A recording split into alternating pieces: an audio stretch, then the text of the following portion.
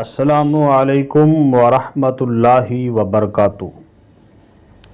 ماہ رمضان 2025 میں صدقہ فطر کتنا ہے اور صدقہ فطر کس پر واجب ہے، صدقہ فطر کس کو دے سکتے ہیں اور صدقہ فطر کس وقت دینا افضل ہے، یہ سارے مسائل آج کی ویڈیو میں ہم بیان کریں گے۔ اور اگر کسی شخص نے ماہ رمضان کے روزے نہیں رکھے تو کیا اس پر بھی صدقہ فطر واجب ہے، یہ بھی آج کی ویڈیو میں بیان کیا جائے گا۔ محترم ناظرین، سرکار دو عالم نور مجسم صلی اللہ علیہ وآلہ وسلم نے ایک شخص کو حکم دیا کہ مکہ معظمہ کے گلی کوچوں میں اعلان کر دو کہ صدقہ فطر واجب ہے، اور حضرت سیدنا انس بن مالک رضی اللہ تعالی عنہ آپ فرماتے ہیں سرکار دو عالم نور مجسم صلی اللہ علیہ وآلہ وسلم نے فرمایا، جب تک صدقہ فطر ادا نہیں کیا جاتا روزے اس وقت تک زمین و آسمان کے درمیان لٹکے رہتے ہیں۔ تو آئیے اب میں بتاتا ہوں کہ صدقہ فطر کس پر واجب ہے۔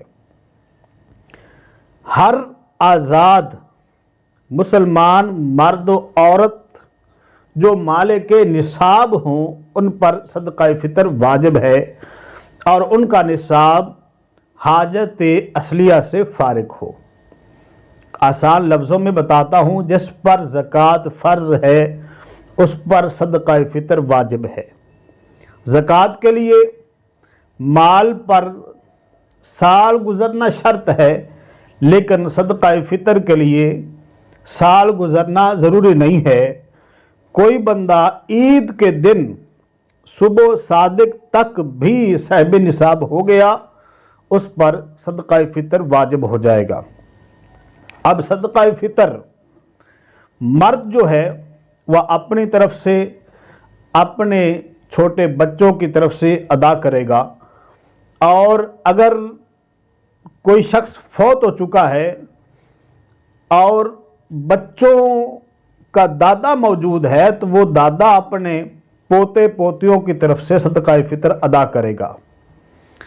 صدقہ فطر کس کو دے سکتے ہیں؟ تو جن کو زکوٰۃ دے سکتے ہیں ان کو صدقہ فطر بھی دے سکتے ہیں، اور جن کو زکوٰۃ نہیں دے سکتے ان کو صدقہ فطر بھی نہیں دینا چاہیے، اور سادات کرام کو بھی صدقہ فطر نہیں دے سکتے۔ ایک اہم مسئلہ، اگر کسی نے ماہ رمضان کے روزے کوئی شرعی عذر ہے یا عذر نہیں ہے، کسی بھی وجہ سے نہیں رکھے، تو کیا وہ بھی صدقہ فطر ادا کرے گا؟ اس پر بھی واجب ہے۔ تو بالکل اس پر بھی صدقہ فطر واجب ہے۔ کسی نے روزے رکھے ہیں یا نہیں رکھے، جان بوجھ کر یا کسی شرعی عذر کی وجہ سے کسی بھی وجہ سے روزے چھوڑے ہیں تو اس پر بھی صدقہ فطر واجب ہے۔ اور صدقہ فطر کس وقت دینا افضل ہے؟ ماہ رمضان میں آپ کسی بھی وقت دے سکتے ہیں، ماہ رمضان سے پہلے بھی ادا کر سکتے ہیں، لیکن جو افضل وقت ہے وہ عید کی صبح صادق سے لے کر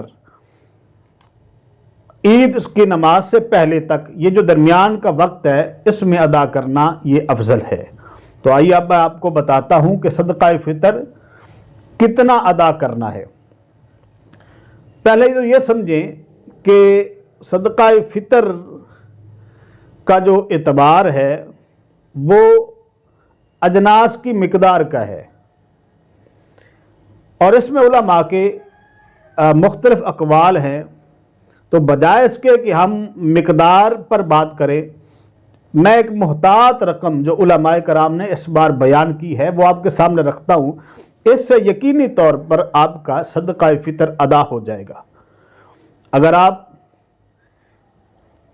गंदम के लिहाज से सदका फितर अदा करते हैं तो फी कस यानी एक आदमी का जो सदका फितर होगा वो 250 रुपये होगा।